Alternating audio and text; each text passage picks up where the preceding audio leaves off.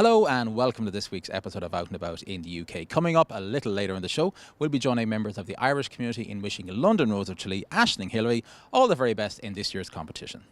But first, the Irish Film Festival London started in 2010, presenting all the very best of Irish film and animation to a London audience.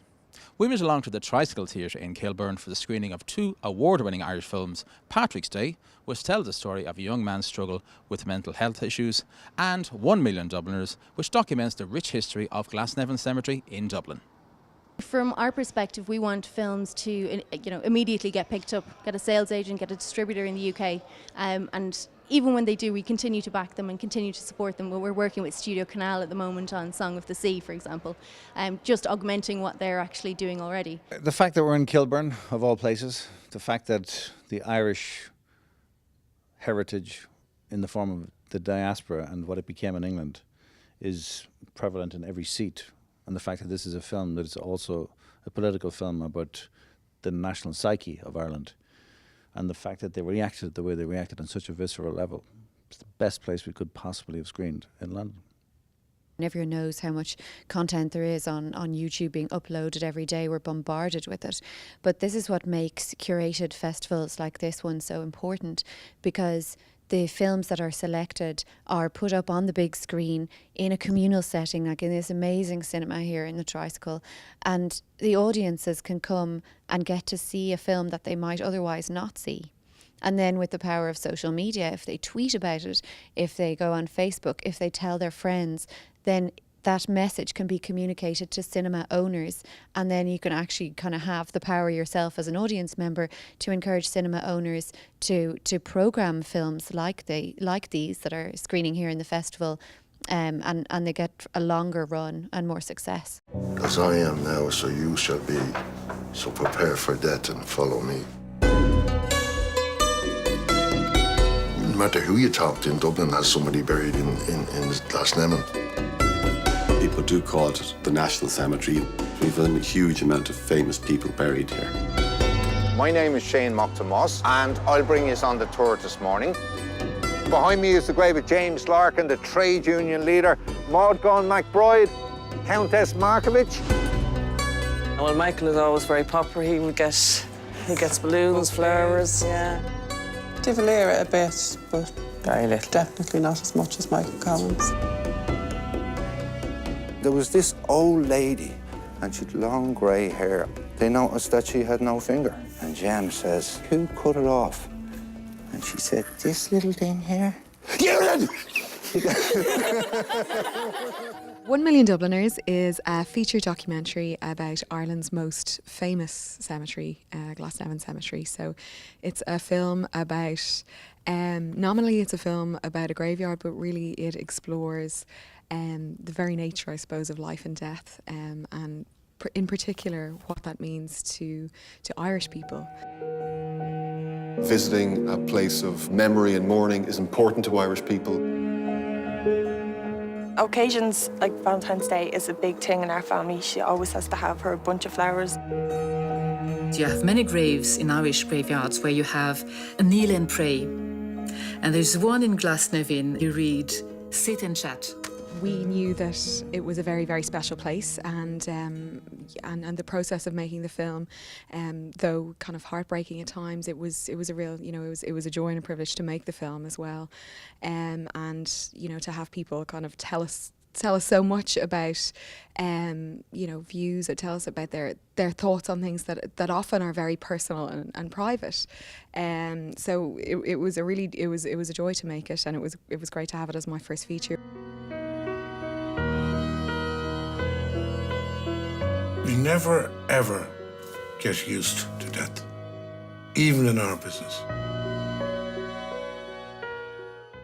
We were delighted then when there was such a warm and receptive response to the film, and we won Best Feature Documentary at the Galway Film Fleadh last year, and we won Best Irish Film of 2014 in the Irish Times, The Ticket. And we won the Director's Choice Award at the Boston Irish Film Festival. I would like to think there is something after death. If you want to be a hero, you need to be 5 things. You need to be young, charismatic, good-looking, intelligent, and dead. Yeah. It's a remarkable place, and it lifts my spirit to work here. In August, we'll be starting to film a documentary about Knock in Mayo, which is sort of the town that was built on a miracle. There is the first ever transatlantic pilgrimage taking place. There's about 180 Americans flying in direct from JFK into Knock, and we'll be filming them on their journey to this special place. We'll be doing a crowdfunding campaign as well very soon on Indiegogo. So if people want to find out more about the film, they can go to our website on undergroundfilms.ie and read more about it. Look at some footage and get involved. We've moved from just having, as you say, a sort of 5-day annual festival to a year-round programme, which has been crazy busy trying to get everything ready for this. We've got loads of incredible events coming up in the autumn, so we're going to be doing collaborations. The way that we work is through collaborations. It's a wonderful way. I think the Irish people do tend to want to hang out together and spend time together, and we like to work together. So we're delighted that in the coming months we're going to be working with loads of people. Some of those people include Time Out, who are going to do an exclusive screening with us, IIBN, the Irish International Business Network, Cinemagic, who do a children's film festival, so we're going to be doing some workshops and masterclasses with them. We'll be doing some more work with the Irish Embassy as well, and finally the European Union of National Institutes for Culture and Open City Docs, and we're going to be doing a series of documentaries with them. Occasionally magic happens. Occasionally a courageous venture leads to somebody else having the courage to take a shot on a complete unknown. They were the ones with the pedigree. They were the ones who did not have to step into my world, and yet they had the courage to do so without hesitation, because they are those kind of courageous people. Ladies and gentlemen. What are you doing here on your birthday? Waiting. You got a name? Patrick. And Christ, you weren't born on April Fool's Day. We've won awards all over the world. We've won profound prizes, all those things that's supposed to make a film reach an audience. We've had standing ovations. We've done all the things that we need to do. Now it's up to an audience to come and see this movie. And England is the perfect place for this movie to find an audience. You don't understand. He has mental health issues. He's not able to look after himself. Patrick, tell me what you see. I'm no good. You need to know that. Kerry Fox and I, the kind of non-Irish people, are in this film. But, you know, the ideology is humanity. It's not the fact that it's an Irish movie. Although it is very much to do with a sense of what Ireland is about. But this is humanity. This is human beings, and it's just great. It's just been great to be involved with. You're smiling at. But I love her. The vomiting and the shaking are just the beginning. You wait for the hallucinations, the paranoia, the fear, the rage. You always say, we can't do this, and then we do it. Not this time. And what? You want me to use my position to lie to a mentally ill young man? It's a hospital. A place to dump somebody so you can return home. This wonderful script came around and these people fought for me. Terry fought for me. Tim fought for me. I loved the part. It really spoke to me. There was loads of truth in the part. This isn't a character that I viewed as anyway mentally ill. He didn't think of himself as mentally ill. His biggest fear was other people thinking that he was mentally ill, and he didn't have the same opportunities as other people. Will you do this for me? One final decent thing.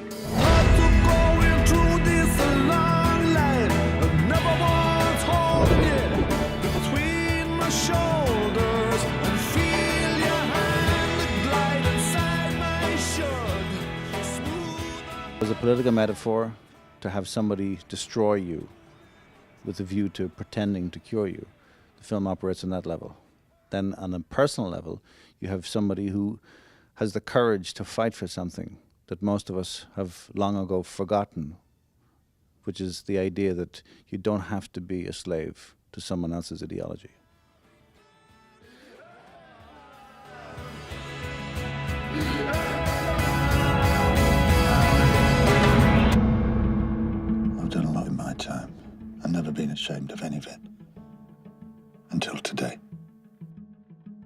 Over a lifetime of doing your job, some things stand out, and this stands out as a like major kind of piece of work that I've been involved in, and it doesn't matter whether it's funny or tragic or whatever it is. This is a major film, and it has to be seen by UK audiences.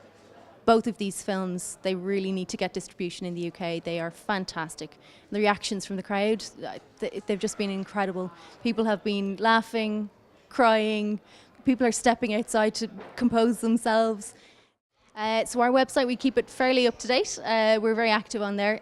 So it's irishfilmlondon.com. If you go onto our website, there is a section just on the side, and you can put your email address in there. You'll be straight onto our mailing list, and there's loads of exciting things. You get competitions and merchandise and all sorts of lovely, fantastic things. And we're also on Twitter and Facebook, so do come and befriend us on Facebook. We're Irish Film Festival London on Facebook, and on Twitter we are Irish Film London. So please do come have a conversation. We'd love to chat to you about anything to do with Irish film or Irish culture in London. Many thanks there to Kelly O'Connor to invite us along to the first summer event of this year's Irish Film Festival London, and we look forward to more in the future. We're going to take a break right now, but do come back to us for the second half of the show.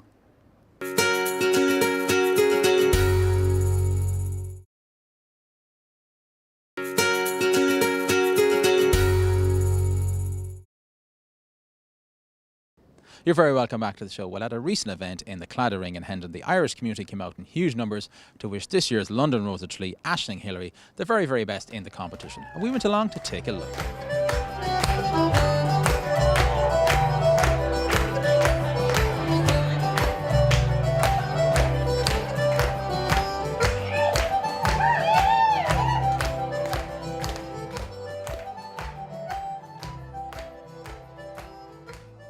Finbar, you're the sponsor of the London Rose this year. You must be delighted with the turnout, and I'm sure you're going to wish Aisling all the very best of luck.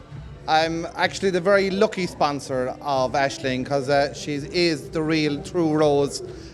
She's representing London, but I believe that she is the full genuine article. She is a very natural person.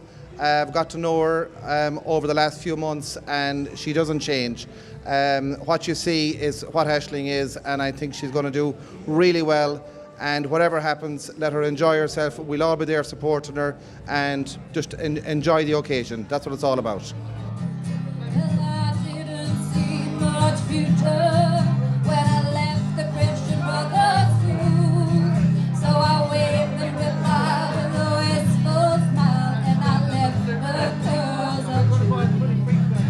Sometimes when I'm reminiscing, I see the prefabs and my old friends, and I know that they'll be changed or gone by the time I get home again.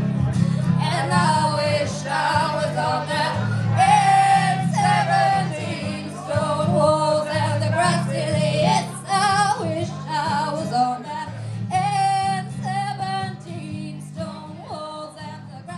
Aisling, we're here in the Claddagh Ring, and all your friends and family and members of the Irish community are here to wish you the very best on the road to Tralee. It's been a great night. You must be delighted.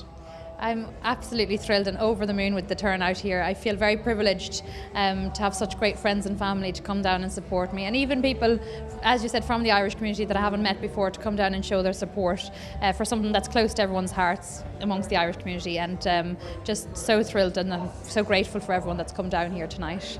So for people watching that live on Mars or somewhere like that don't know what the Rose of Tralee is, tell us about it. What is it? Well, the Rose of Tralee is a long-standing Irish celebration. It's a celebration of Irish culture. It's a festival that occurs in Tralee every year, and it basically brings together Irish families from all across the world in celebrating predominantly young Irish women who have ambitions and have achieved certain things, and in representing their communities abroad, and it's just a great way I think to bring us all together, because there's girls from all across the world, America, Australia, Abu Dhabi, Dubai, and we all come together, and our families come together, and friends, and it's basically celebrating the fantastic Irish culture and our heritage, really. Tell us a bit about yourself. You're from County Galway, you're working here in London. Tell us about your career and tell us about your studies and a little bit about Aisling. So that's right, I'm from County Galway originally. I was born in the Netherlands. My parents were, they emigrated there and they were working over there. And they actually were some of the founding members of the Irish club, the Netherlands. And they ran an Irish pub while they were over there. And so I was born in the meantime and was brought up there. And then when we were 14, I moved back to Ireland. And then I decided to pursue a career in medicine. So I came to the UK, to Brighton and Sussex Medical School in 2005. And since then really have stayed on here. It was a 5-year degree in medicine and then did my internship. I took a year out to work back home in Galway in A&E there to try and experience what the healthcare system at home was like. And then travelled over across the world to Australia and worked in A&E there. And then decided that was the career I wanted to pursue, was emergency medicine. So I decided to pursue that career here in London. And what prompted you to apply for the Rose of Tralee?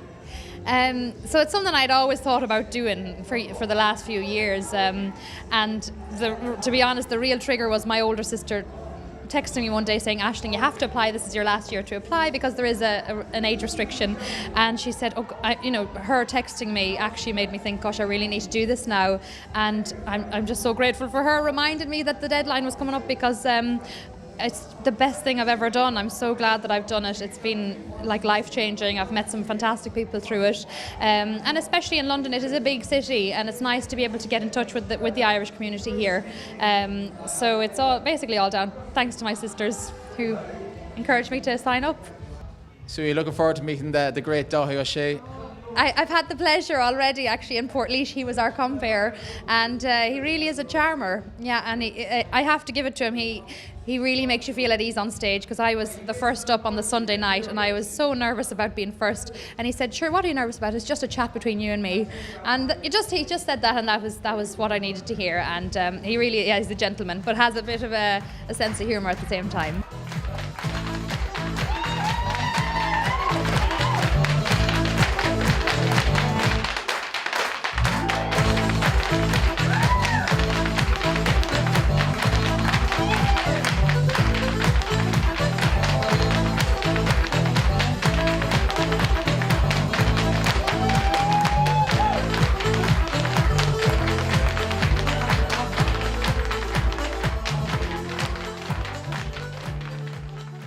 Jackie, your school has been providing some of the entertainment here tonight. Tell us about the dancing school that you have here in London.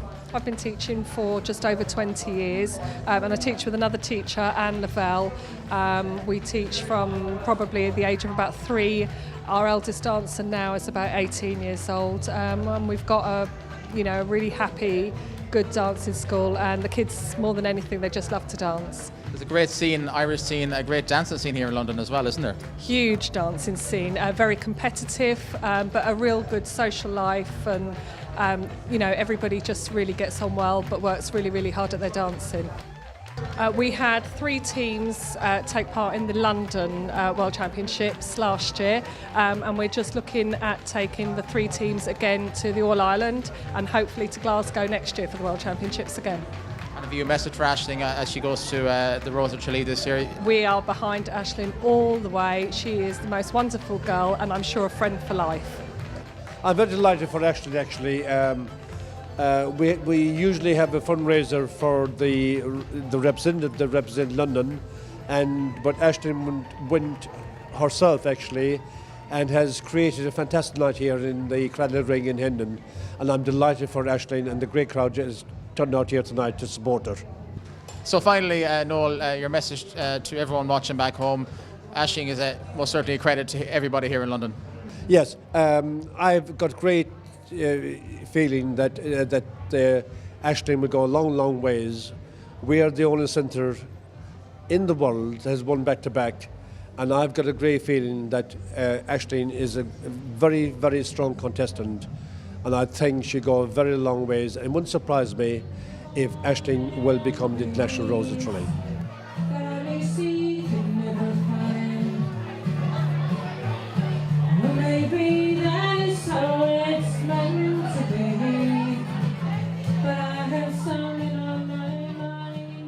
Caroline, you're a country singer and you've done some entertaining back in Ireland and you did a little bit here as well tonight. Tell us about your career and your songwriting and the type of music that you're singing at the moment? I recently done an album with Stephen Smith in Ireland, in Portaferry, and I've been given some original songs by Andy Cox and Paul Kelly. Have you probably heard of Paul Kelly? He's quite big, sort of making it quite big now. The album's called Honestly, and it was produced and arranged by Stephen Smith and Portaferry. And it's actually on iTunes, and it's also available from irishcountrymusic.co.uk. I would like to wish Aisling the best of luck at the Rose of Tralee. Let's hope she wins it for London. Just to see again the moon rise over Claddagh, and to watch the sun go down on Galway Bay. John, you're originally from County Galway and you're living in Bath at the moment. How did you get involved in tonight? I was playing at the Round Towers fundraiser a few weeks ago, and I met Aisling. She told me about getting ready for the Rose of Tralee, and we set the date for tonight, and I came along and sang a few songs. And you were telling me a little bit earlier on, your dad's a big fan of Irish TV. Oh, he is, yeah. He's just the boots off and the socks up on the table every night. 3 or 4 hours he'd watch it, then he'd fall asleep watching it as well, like, you know. So, have you a big hello for him? How are you doing, Dad? Turn it up now. Put another salt on the fire there, Mary Ann. Brilliant. So I'm sure you've a bit of encouragement, a word of encouragement for Aisling as she goes on now to Tralee. Yeah, she's a very sincere lady. You know, she's down to earth. She's always smiling, and she's great energy to do that. But she's natural, you know. We used to watch the Rose of Tralee back in with my grandmother, Lord Mercer, and we'd always try and pick the winner. But in the last couple of years, it's very hard to pick the winner. But I think Aisling has it. I think she has it. So somebody back, here in London or back in Ireland that's, maybe thinking of applying for the Rose of Tralee, what would you say to them? I would say absolutely do it 100%. I have no regrets. I would say don't even think about it twice. If the thought comes into your head, go onto the website, sign up straight away then and there. There are really no drawbacks. It's busy, but it's great. You get to meet so many people, and I've had the most amazing time, and the best is yet to come. I've only just been doing the London Rose for 2 months, and I have the whole year ahead of me. It's just all positive. The festival is fantastic. It's I can only say positive things about it, and I can't compliment it enough. Well, Aisling, thanks for inviting us here to Hendon, to the Claddagh Ring, and I'm sure, I've no doubt, you're the real deal. You've got what it takes, and wish you all the very, very best of luck. Thank you very much, Irish TV, for coming along tonight. Really appreciate it. And I want to say thanks to all my family and friends who are supporting me across the waters everywhere. Well, it really was a great night there in the Claddagh Ring in Hendon, and it was wonderful to see so many friends and well-wishers come out to give Aisling such a fantastic send-off. We'd like to wish her all the very best of luck. If you'd like to contact the show, send an email to ian@irishtv.ie, and you can also find us on Facebook and on Twitter. Unfortunately, that's all the time we have right now, but do come back to us next week when we'll be out and about in the UK.